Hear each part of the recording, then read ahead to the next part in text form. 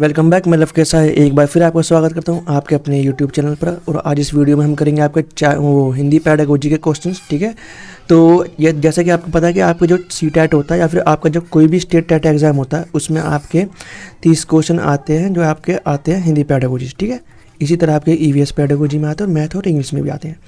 तो आपको क्या करना है, आपके जो इन 30 में से आपके 10 क्वेश्चन तो कम से कम आपके आते हैं पद से, है ना। पद या फिर आपका जो हो गया गद हो गया आपका, उससे आते हैं कि इसे पढ़ो, एक पैराग्राफ है या 2 पैराग्राफ है और उसके अकॉर्डिंग उसमें जो है क्वेश्चंस दे रखे हैं। उसमें आपका 2-3 क्वेश्चन आपके उपसर्ग प्रत्यय से भी बनते हैं कि इसमें बताओ उपसर्ग क्या है, प्रत्यय क्या है। एक क्वेश्चन आपका शीर्षक से बन जाएगा। ठीक है, तो ये तो आप कर लोगे देख के। लेकिन जो आपके 20 क्वेश्चन है आपके, वो आपके प्योर शिक्षा शास्त्र से बनते हैं ना। शिक्षा शास्त्र। ठीक है, तो आपको वही क्वेश्चन देखना है। हालांकि जो आपका टेट एग्ज़ाम होता है उन एग्ज़ाम्स में आपके प्रीवियस के जो क्वेश्चन है बहुत से रिपीट होते हैं। ठीक है ना, आपके 8 क्वेश्चन रिपीट हो गए, 11 क्वेश्चन रिपीट हो गए।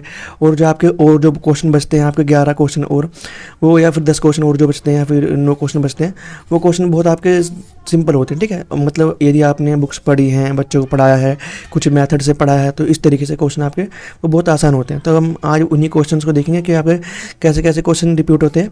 ठीक है, हम ये गद पद नहीं देखेंगे, तो वो तो आप खुद ही कर लोगे। ठीक है, तो चलिए स्टार्ट करते हैं अपने पहले क्वेश्चन से। आपका पहला क्वेश्चन है, घर की भाषा और विद्यालय में पढ़ाई जाने वाली भाषा अब क्या होता है ना। तो सदैव समान होती है, समान हो सकती है, देखो हो सकती है ना, ये बात हो सकती है। ठीक है, सदैव अलग होती है, हमेशा अलग नहीं होती, और सदैव टकराव से गुजरती है, ऐसा भी नहीं है। ठीक है, तो यहाँ पर जो आपका ऑप्शन नंबर होगा बी, आपका यहाँ पर ऑप्शन नंबर बी ठीक होगा। क्योंकि जो आपकी जो स्कूल की भाषा है और जो आपके घर की भाषा वो सेम कैसे हो सकती है कि जो आपने यदि पॉलिसी देखे हो, गवर्नमेंट की पॉलिसी जो बनी हुई है, उनमें कहा गया है कि जो छोटे बच्चे हैं उनके घर के पास ही विद्यालय लगा मतलब स्थापित कर दिया जाए। तो बच्चे अगर यहाँ पर 1 किलोमीटर के अंदर ही, इसलिए 1 किलोमीटर का दायरा मान लेते हैं, तो इस दायरे के अंदर ही यहाँ पर स्कूल कहीं स्थापित कर दिया जाए। ये स्कूल है और ये 1 किलोमीटर के बाहर का दायरा है और ये आपका घर है। तो क्या होगा, अब 1 किलोमीटर के अंदर ही यदि किसी बच्चे के घर और स्कूल दोनों है तो वहाँ की भाषा 90% आपकी सेम देखने को मिल जाएगी। ठीक है, तो इसलिए यहाँ पर जो आपका बी ऑप्शन है ठीक होगा। नेक्स्ट क्वेश्चन आपका, सर्वाधिक उपयोगी साधन हो सकता है और सबसे ज़्यादा उपयोगी साधन क्या हो सकता है आपको बताना है। ठीक है, तो पहला ऑप्शन आपका शिक्षण की विधियाँ का संपूर्ण ज्ञान, शिक्षण की विधियों का संपूर्ण ज्ञान होना चाहिए टीचर को। तो देखते हैं आगे, देखते हैं सुंदर ढंग से छपी पुस्तकें नहीं होगा। उच्च स्तरीय लेखन सामग्री आपका ये भी नहीं होगा यहाँ पर। और आपका फोर्थ ऑप्शन है बाल साहित्य का विविध उपयोग। देखो जो सर्वाधिक महत्वपूर्ण जो साधन है ना, पुस्तक भी हमारा एक साधन है। ठीक है, साधन पुस्तक आपका ये भी एक साधन है आपको सीखने में। ठीक है, तो ये मदद करता है आपको लैंग्वेज सीखने में। तो अब जो बाल साहित्य ये भी ऐसी पुस्तकें होती है जिनमें अलग अलग प्रकार की कहानी होती है। ठीक है, इनमें कहानियों जो मिल सकती है जानवरों की मिल जाएगी, जिनसे आपको जो है सामाजिक शिक्षा मिलती है, जानवर। ठीक है, तो जो बाल साहित्य है ना, ये अलग अलग प्रकार की होती है, इसमें वेरियस टाइप की जो है कहानी होती है। इनको डिस्क्राइब किया होता है, बड़े बड़े और रंगीन चित्र होते हैं ना, ताकि बच्चा समझ सके, उनको जोड़ सके अपने आसपास के वातावरण से। तो यहाँ पर जो आपका फोर्थ ऑप्शन है वो ठीक होगा। नेक्स्ट क्वेश्चन आपका, कक्षा 1 और 2 के बच्चों के लिए आप किस तरह की कहानियाँ का चयन करेंगे। अब आप ऐसी मतलब किस प्रकार की कहानियों का जो है चुनोगे कि जिससे बच्चा जो है पहली क्लास का बच्चा, दूसरी क्लास का बच्चा है, वो सीख सके, कहानी भी सीख सके, पढ़ो, हमें उसे हिंदी भी सिखानी है। ठीक है, क्योंकि घर से तो मातृभाषा सीखा है लेकिन उसे लिखनी ना आती हो क्या पता। तो पहला ऑप्शन है उसमें जिसमें बहुत सारे पात्र होते हैं। बहुत सारे पात्र मायने नहीं रखते हिंदी सीखने में, पहली दूसरी क्लास के बच्चे हैं। जिसमें 2 ही पात्र ऐसा भी नहीं है, 2 से ज़्यादा पात्र भी हो सकते हैं, जैसे जानवर हो सकता है, कोई बैल हो सकता है, एक पेरेंट्स मतलब माता पिता हो सकते हैं, उनका लड़का हो सकता है। तो जरूरी नहीं है कि 2 ही हो, तो ये भी ऑप्शन गलत होगा। फोर्थ ऑप्शन है जो बहुत छोटी हो, तो बहुत छोटी भी नहीं होनी चाहिए। ठीक है, और थर्ड ऑप्शन है जिसके शब्द, वाक्यों और घटनाओं के वर्णन की शैली चित्रात्मक हो। आपने देखा होगा कि जो पहली और दूसरी क्लास की यदि आपने पढ़ाया है तो अपने टीपी के टाइम पर, पहली और दूसरी क्लास की जो किताबें हैं ना गवर्नमेंट की, ठीक है, गवर्नमेंट स्कूल्स की, उनमें आप देखोगे उनमें ना चित्र ज़्यादा है, चित्र है रंगीन और एक पूरे पेज पे चित्र है और दूसरे पेज पर भी चित्र है, तो उनके नीचे थोड़ा थोड़ा दे रखा लिखा हुआ। ठीक है, जो बच्चों को पढ़ना तो बच्चा कुछ अंदाज़ा लगाता है इन चित्रों को देखकर, यहाँ पर जो चित्र पिक्चर और नीचे जो लिखा हुआ है उसे देख के कुछ अंदाज़ा लगाता है और पढ़ने की कोशिश करता है। इधर दूसरी साइड जो टीचर है उस बच्चे की हेल्प करता है। ठीक है, तो यहाँ पर जो आपका सी ऑप्शन है वो ठीक होगा। नेक्स्ट क्वेश्चन है आपका, प्राथमिक स्तर पर भाषा शिक्षण की प्राथमिकता होनी चाहिए। अब जब आप इसकी प्राथमिकता क्या होनी चाहिए? जब आप लैंग्वेज पढ़ा रहे हो, आप लैंग्वेज के टीचर हो, तो आपके लिए सबसे ज़्यादा इंपॉर्टेंट क्या होगा? आप किसको प्राथमिकता सबसे पहले देखोगे? जैसे आपने कुछ पॉइंट्स लिखे हैं, तो पढ़ाते समय हिंदी की क्लास में सबसे पहला जो मेन जो पॉइंट होगा, आप किसको पूरा करना चाहोगे कि ये तो भाई बहुत ज़रूरी है और ये सबसे पहले है, ठीक है। तो यहाँ देखते हैं, पहला है कविता और कहानी के द्वारा केवल श्रवण कौशल का ही विकास करना। देखो, सिर्फ श्रवण कौशल का ही विकास नहीं कर रहा, आपको जो है, आप जो सुनने वाला कौशल है, लिखने का कौशल है ना, लिखना बोलना, इनका भी विकास करना। और दूसरी बात, यदि आप श्रवण कौशल का, यदि कोई सुनेगा तो वो बोलेगा, तो बोलने के कौशल का तो खुद ही अपने आप विकास हो जाएगा। तो यहाँ पर जो आपका फर्स्ट ऑप्शन है वो तो गलत होगा, ठीक है। तो दूसरा ऑप्शन है बच्चों की रचनात्मकता और मौलिकता को पोषित करना। तो देखो, प्राथमिक स्तर पर ना सबसे ज़्यादा जो मेन इंपॉर्टेंट है वो है रचनात्मकता और मौलिकता, ठीक है। रचनात्मकता तो आपको पता ही है, मौलिकता भी आपको पता होगा। जैसे यदि हम रचनात्मकता का एग्जांपल लेते हैं, तो पहले बच्चे को क्या आना चाहिए? इमेजिनेशन, ठीक है ना, इमेजिनेशन करनी आनी चाहिए, ठीक है। उसके बाद जब वो अपनी इमेजिनेशन से और भी चीज़ें बना पाए, जैसे कहानी जब वो पढ़ता है कि एक किसान था, उसके 2 बैल थी, तो ऐसे वो कुछ सोच कर बैल की जगह कुत्ता लगा सकता है, किसान की जगह कोई ठेले वाला लगा सकता है। तो यही रचनात्मकता का एग्जाम्पल है सबसे छोटे लेवल पर, सबसे मतलब प्राथमिक लेवल पर, पहली दूसरी क्लास के बच्चों का, ठीक है। तो यहाँ पर जो आपका सेकंड ऑप्शन सही होगा कि सबसे पहले हमें क्या करना, बच्चे में रचनात्मकता आनी चाहिए और मौलिकता भी आनी चाहिए। तीसरा ऑप्शन है बच्चों की चित्रांकन क्षमता का विकास करना, कि चित्र जो बुकों में दे रखे हैं फर्स्ट सेकंड क्लास के, है ना, उन बुक्स में जो है चित्रांकन की जो क्षमता है वो बच्चे की विकसित, मतलब बच्चा चित्रों से समझ सके और चित्र को भी बना के मतलब अपनी हिंदी में जो है, तो ये ऐसा नहीं है। और थर्ड ऑप्शन है केवल बोलकर अपने मतलब पढ़ने की क्षमता विकसित करना। सिर्फ बोलकर पढ़ने की क्षमता विकसित करेगा तो ये तो गलत हो जाएगा ना। तो यहाँ पर सिर्फ केवल कर दिया, तो यहाँ पर भी केवल था, तो ये जरूरी नहीं है कि केवल वाले आंसर गलत हो, कई बार केवल वाले आंसर भी सही होते हैं, ठीक है। तो यहाँ पर जो आपका डी ऑप्शन है वो भी गलत हो, यहाँ पर जो आपका बी ऑप्शन है वही यहाँ पर सही है। नेक्स्ट क्वेश्चन है आपका पढ़ने का प्रारंभ। अब पढ़ने का प्रारंभ कहानी से होना चाहिए। देखो, कहानी से तो होना चाहिए, लेकिन कहानी का यदि अर्थ ही ना पता हो, तो आपने कहानी पढ़ा दी, ठीक है, बच्चे ने पढ़ ली, सुन ली, अच्छी बात है, लेकिन जब यदि वो बुक बच्चे को दी जाती है पढ़ने के लिए, तो क्या होगा, बच्चा नहीं पढ़ पाएगा, वो गुम हो जाएगा। जैसे कि एक लाइन लिखी गई है यहाँ पर, ये शब्द हैं बॉक्स के अंदर, मान लिया हमने ये शब्द है, एक लाइन में 5 वर्ड्स हैं, और टीचर ने पढ़ के बता दिया आपको कहानी पूरी इस तरीके से, और नीचे भी वर्ड्स बने पड़े हैं यहाँ तक लास्ट तक, ठीक है। जैसे यहाँ इस तरीके से टीचर ने पढ़ के बता दी। अब टीचर बोला बच्चे से कि बेटा तुम पढ़ो। अब जब बच्चा पढ़ेगा तो उसे तो यही नहीं पता इस शब्द का अर्थ क्या है, इसका अर्थ क्या है, या फिर इसका अर्थ क्या है, तो वो कभी यहाँ पर उंगली रख देगा लेकिन अर्थ ये बता रहा होगा, कभी यहाँ उंगली रख देगा अर्थ ये बता रहा होगा, तो ये चीज़ गलत हो जाएगी ना यहाँ पर। तो पहला ऑप्शन तो होगा नहीं। दूसरा ऑप्शन है कविताओं से होना चाहिए, तो प्रारंभिक पढ़ने का प्रारंभ कविताओं से होना चाहिए। हो सकता है देखो, कविता जो कहानी से दोनों से होता है, लेकिन क्या होती है वो अर्थपूर्ण सामग्री होती है आपकी, उनका कुछ मीनिंग होता है जिससे, और वो मीनिंग बच्चे के मेंटल लेवल के अकॉर्डिंग होता है, ठीक है, जिसको बच्चा समझ पाता है, ठीक है। यदि आप फर्स्ट क्लास के बच्चे को कोई कहानी सुना रहे हो, थर्ड क्लास के बच्चे की, मतलब थर्ड क्लास की जो बच्चे की बुक है हिंदी की, वो कहानी सुना रहे हो, तो फर्स्ट क्लास का बच्चा नहीं समझ पाएगा, ठीक है, लेकिन थर्ड क्लास का बच्चा फर्स्ट क्लास की जो बुक है उसे समझ पाएगा। तो हमें देखना कि बच्चे का मेंटल लेवल समझने लायक है नहीं या नहीं है। तो हम सबसे ज़्यादा इंपॉर्टेंट क्या है आपका, अर्थपूर्ण सामग्री से होना चाहिए पढ़ने का प्रारंभ, ठीक है। उन शब्दों का कुछ अर्थ होना चाहिए, जैसे भैंस, तो भैंस का एक शब्द का जो अर्थ बनता है उसके सामने चित्र होना चाहिए कि हाँ ये भैंस ऐसे दिखती है, पेड़ है तो पेड़ ऐसे दिखता है, कोई फूल है तो उस फूल का चित्र ऐसा दिखता है, किसान है, झोपड़ी है, तो उन सब का शब्द लिखा होना चाहिए, उनके सामने चित्र होना चाहिए, ताकि बच्चा उसके शब्द का अर्थ लगा सके। आप सिर्फ भैंस बोल रहे हो और बच्चे को भैंस सामने आ गई और बच्चा बता ही नहीं पा रहा, क्योंकि बच्चे ने कभी देखी नहीं, उसने सब सिर्फ ये शब्द लिखा हो देखा कि भैंस ऐसा होता है, ठीक है। तो यहाँ पर थर्ड ऑप्शन आपका ठीक होगा। नेक्स्ट क्वेश्चन आपका भाषा के बारे में कौन सा कथन उचित है। भाषा की नियमबद्ध व्यवस्था है, ठीक है, भाषा व्याकरण का अनुकरण करती है, भाषा और बोली में कभी भी कोई भी संबंध नहीं होता, भाषा अनिवार्यता लिखित होती है। देखो, एक क्वेश्चन जो आपका प्रीवियस ईयर में 2011 का है आपका सीटेट का पेपर, या आपका 2012 का, मुझे याद नहीं आ रहा, 2012 में नवंबर का हुआ था पेपर सीटेट का, और एक मुंबई का हुआ था।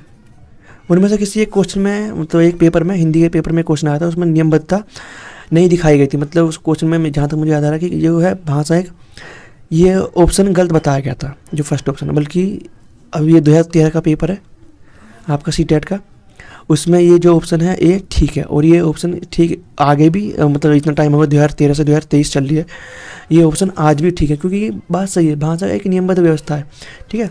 अब यदि मैं ऐसा बोलने लगूँ कि पहले मैं नियमबद्ध पहले लिख देता हूँ इसी ऑप्शन का, ठीक है, नियमबद्ध लिख दिया मैंने, फिर लिख देता हूँ भाषा, फिर यहाँ लिख देता हूँ है, फिर यहाँ लिखता हूँ एक। तो शब्द तो ठीक है, लेकिन मैंने इनको एक जो होना चाहिए फॉर्मेट, नियम जिसके अकॉर्डिंग ये शब्दों का सीक्वेंस होता है वो तो बिगड़ गया ना, जिसकी वजह से इसका मीनिंग भी बिगड़ गया। नियम है भाषा एक, तो अब समझ आ रहा है आपको नहीं? तो इसी तरह से भाषा के और भी बहुत से नियम है जिनको हम यूज़ करते हैं। जैसे यदि आप उपसर्ग पढ़ा होगा आपने, उपसर्ग में आपको बहुत सारे नियम मिल जाएंगे और पढ़ते हैं, और ये आपको पढ़ना चाहिए, क्योंकि जब आप CTET का पेपर पास कर लोगे अपना, तो आप DSSS के पेपर की तैयारी करोगे, तब आपके वहाँ से यहाँ इस टॉपिक से क्वेश्चन बनते हैं, ठीक है, इंपॉर्टेंट है। मतलब ये तो आपको जो उपसर्ग पढ़ते हैं तो पता ही होनी चाहिए कि उपसर्ग जोड़ने पर क्या बनेगा, उपसर्ग तोड़ने पर कैसे टूटेगा। तो यहाँ पर जो आपका फर्स्ट ऑप्शन है वो ठीक होगा। सेकंड ऑप्शन आपका गलत होगा कि भाषा व्याकरण का अनुकरण करती है। देखो, भाषा व्याकरण का अनुकरण नहीं करती, ठीक है ना। बच्चे को पता ही नहीं होता कि मैं भाषा सीखते सीखते कैसे मैंने व्याकरण के नियम सीख लिए, बच्चे को पता होता नहीं, वो तो सीक्वेंस में बोलता है, जैसे फैमिली में शब्दों को बोला जाता है, लेकिन वो क्या कर रहा है, वो खुद ही सीख गया था व्याकरण के नियम। लेकिन जब वो 6th 7th या 8th क्लास में आता है, ठीक है, इससे ऊपर जो हायर क्लास में आता था, उसको पता चलती है कि हाँ व्याकरण नाम की चीज़ होती है। और प्राइमरी लेवल पर भी ये टीचर का दायित्व है, ठीक है, कि वो बच्चों को पढ़ाए व्याकरण के नियम भी, मतलब जो बेसिक नियम, जैसे सर्वनाम क्या है, संज्ञा क्या है, संज्ञा, ठीक है, इनको जो है भाषा की जो किताब है उनसे ही पढ़ाए। तो सेकंड ऑप्शन आपका गलत होगा। बोली को कभी भी कोई भी संबंध नहीं, मतलब भाषा और बोली में कभी भी कोई संबंध नहीं, ऐसे गलत है। भाषा अनिवार्यतः लिखित होती है, तो लिखित होती है मान लिया, लेकिन हमेशा लिखित होगी ये भी जरूरी नहीं है। तो यहाँ पर जो आपका फर्स्ट ऑप्शन है सबसे बेस्ट यही बैठ रहा है, ठीक है। नेक्स्ट क्वेश्चन है आपका, प्राथमिक कक्षाओं में रोल प्ले भूमिका निर्वाह का उद्देश्य होना चाहिए। देखो, रोल प्ले का उद्देश्य क्या है कि बच्चा जो है ना रियल सिचुएशन में रिएक्ट कर सके, है ना। इसी तरीके से एक सिचुएशन में नहीं, अलग अलग सिचुएशन में कर सके। और जब बच्चा अलग अलग रोल प्ले करेगा तो अलग अलग कैरेक्टर के मतलब करेगा प्रयोग, मतलब जो रोल प्ले करेगा अलग अलग कैरेक्टर के करेगा, तो उससे क्या होगा, वो उस कैरेक्टर से संबंधित शब्दों का यूज़ भी करेगा। जैसे किसी बच्चे को, कोई 3rd क्लास का बच्चा है मान लीजिए, ठीक है, या 5th क्लास का बच्चा है, हमसे रोल प्ले करवा रहे हैं, और 3rd क्लास का बच्चा है, कोई लड़का है, ठीक है, तो लड़के का हम क्या करेंगे, किसान का करवाएंगे, किसान का रोल प्ले। लड़की है तो हम इसका जो है सुंदर परिया जो होती है ना, परियों की कहानी पढ़ती है, तो एंजल का रोल प्ले करवा सकते हैं। तो वो इसका रोल प्ले करते समय इससे संबंधित शब्द, उनका जो बिहेवियर कैसा शो करते हैं, ठीक है ना, वैसा उनका जो जीवन है कैसा है वो समझ पाएंगे बच्चे। तो क्या है, विभिन्न संदर्भों में भाषा प्रयोग के अवसर प्रदान करेंगे। अलग अलग ये संदर्भ अलग है। अब यहाँ पर महिला जो है वाइफ का, जो 5th क्लास की लड़की बच्ची है वो वाइफ का रोल कर सकती है, टीचर का रोल प्ले कर सकती है। तो क्या है, अलग अलग संदर्भ में भाषा का प्रयोग कर पाएंगी वो, तो उनके अवसर मिलेंगे बच्चे को। तो यहाँ पर जो आपका सेकंड ऑप्शन है वो ठीक होगा, ठीक है।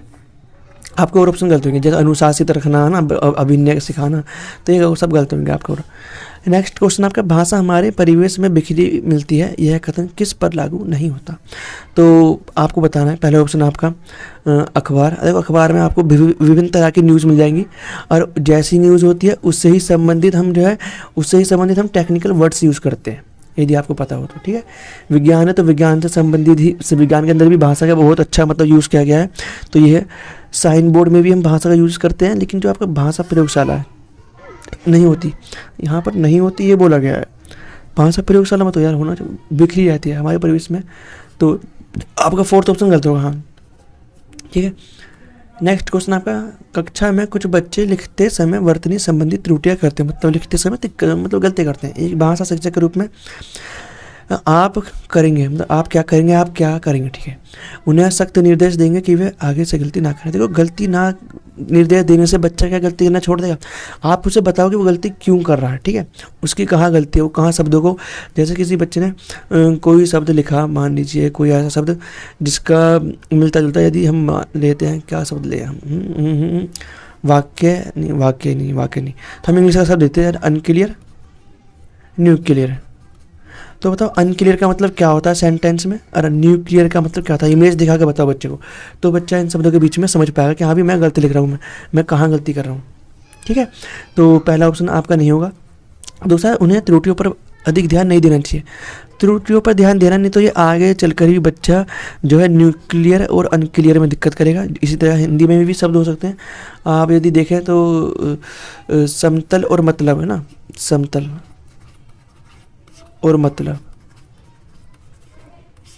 बहुत सारे बच्चे क्या करते हैं, समतल जो है मतलब जो वो बुक पढ़ते हैं, कहानियाँ पढ़ते हैं बुकों में, मतलब शब्द का यूज़ बहुत मतलब काफ़ी जगह होता है, ठीक है।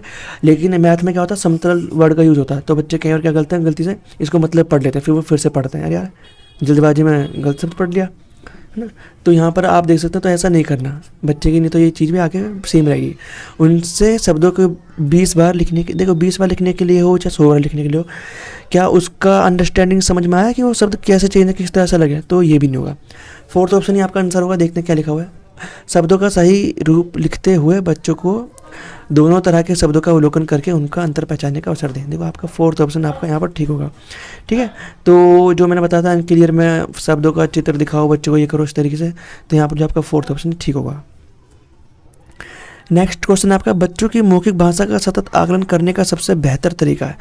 अब मौखिक भाषा ना, बोलने का आकलन करना, मतलब बच्चा बोलेगा और आपको आकलन करना है कि बच्चा शब्दों का कितनी अच्छी तरह, कितने फ्लुएंस वे में अपनी बात को कह पा रहा है ना, किसने अर्थपूर्ण तरीके से कह पा रहा है, उसके शब्दों का कोई मीनिंग बन रहा है नहीं बन रहा है, या फिर ऐसे बस बक बक बोले जा रहा है।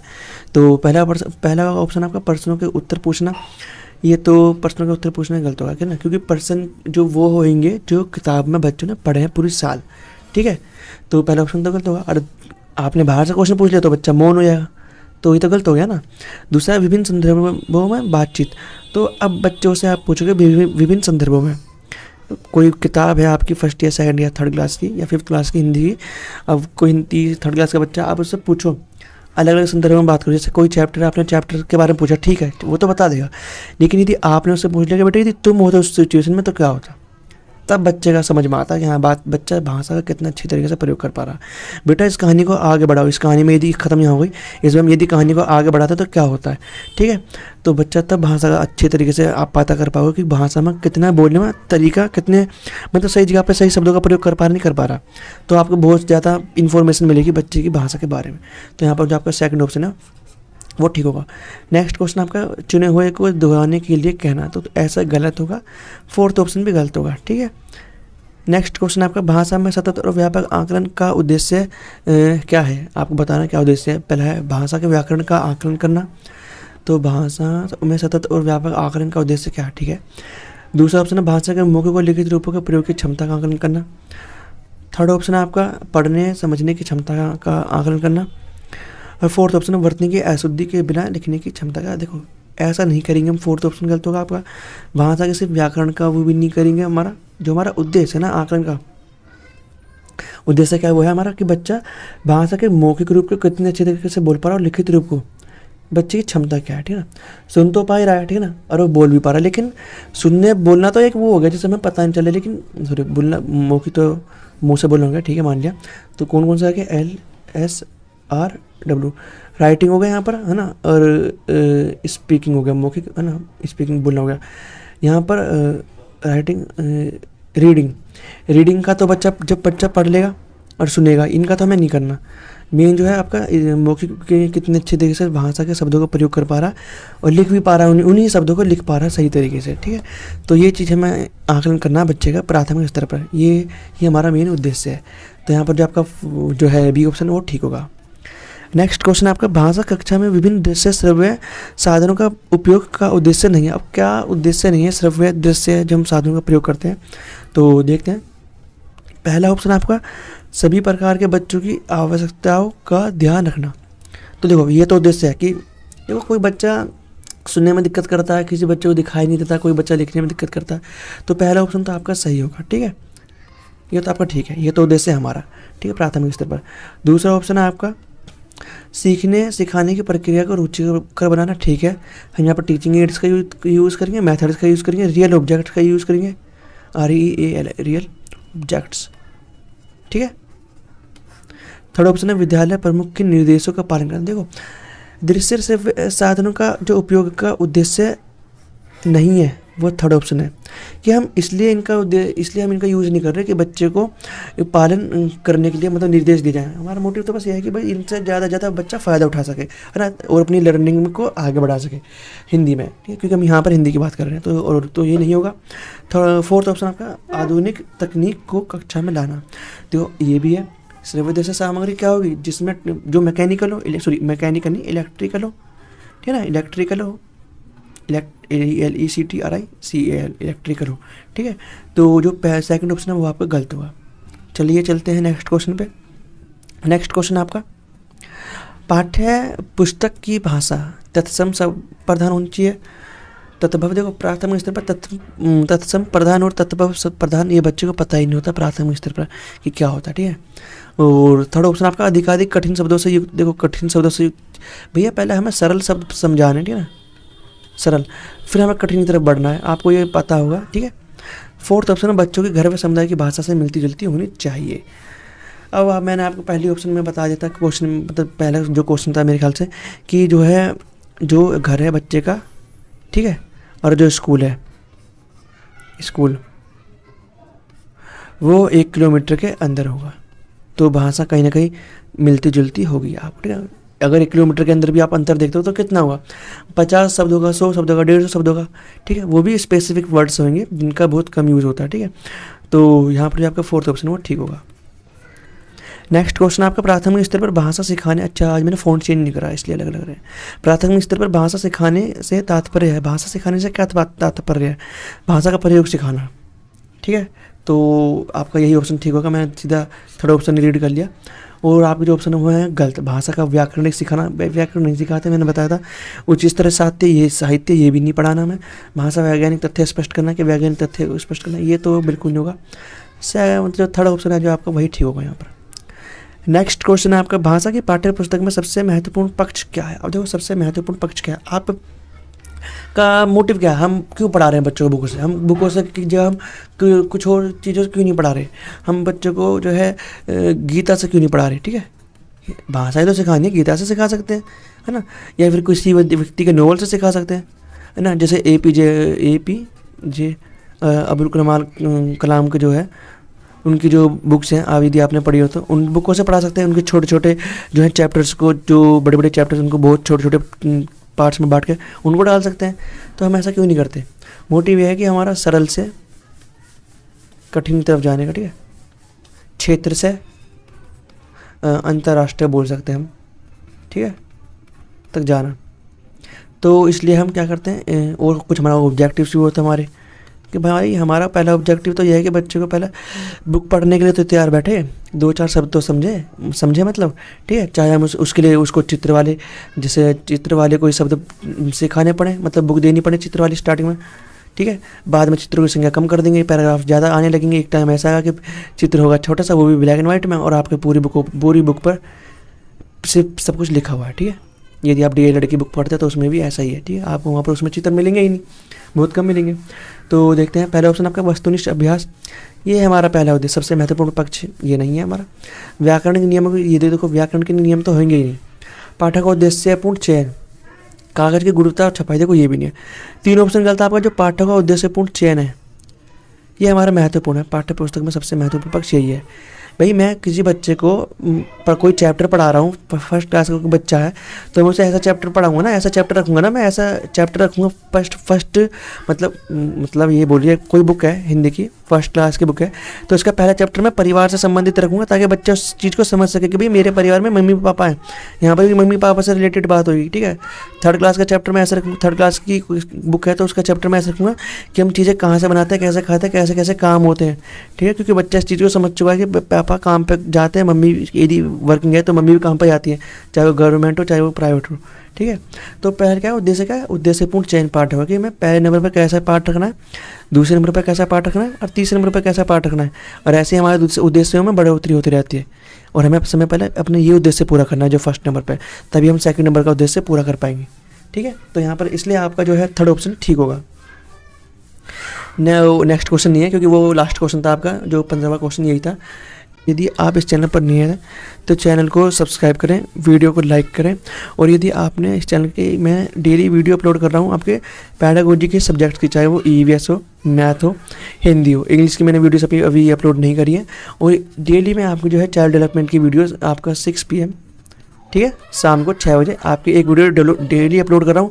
और 6:30 बजे मैं आपके एक वीडियो अपलोड कर रहा हूँ आपके पैडागोजी की। कोई भी हो सकती है वो वीडियो, चाहे वो हिंदी की हो सकती है, आज हिंदी की थी तो मैंने आज हिंदी की घेर दी, और मैथ की हो सकती है, आपकी ईवीएस की हो सकती है। तो इन वीडियोज़ को जाकर जरूर देखें, ताकि आपका जो टेट एग्जाम है, मैं ये नहीं कह रहा सी टेट को तो है ही आपका जुलाई से अगस्त में, जुलाई ही चल रहा है, बारिश हो रही है, ठीक है। तो सिर्फ सी टेट के लिए ही नहीं, आपके जो अदर टेट का एग्ज़ाम है, स्टेट टेट का जो एग्ज़ाम है, उनमें भी आप अच्छा स्कोर कर सकते हैं। क्योंकि बहुत से स्टूडेंट ऐसे हैं जो सी टेट के अलावा रेट का एग्ज़ाम भी दे रहे हैं, मतलब फिल कर देते हैं फार्म और देते भी हैं, एच टेट का भरते हैं ना। अगर कोई एच टेट, मतलब यदि कोई हरियाणा का रहने वाला है या बी टेट हुआ, तो ये वीडियोस आपके सभी टेट में इंपॉर्टेंट होगी, क्योंकि पैडागोजी हर किसी की सेम ही होती है, ठीक है ना। 1-2% अंतर हो सकता है यदि होगा तो किसी चैप्टर में, ठीक है, पैडागोजी में, नहीं तो सबकी सेम ही होती है, ठीक है। तो चलिए मिलते हैं फिर हम आपसे नेक्स्ट वीडियो में।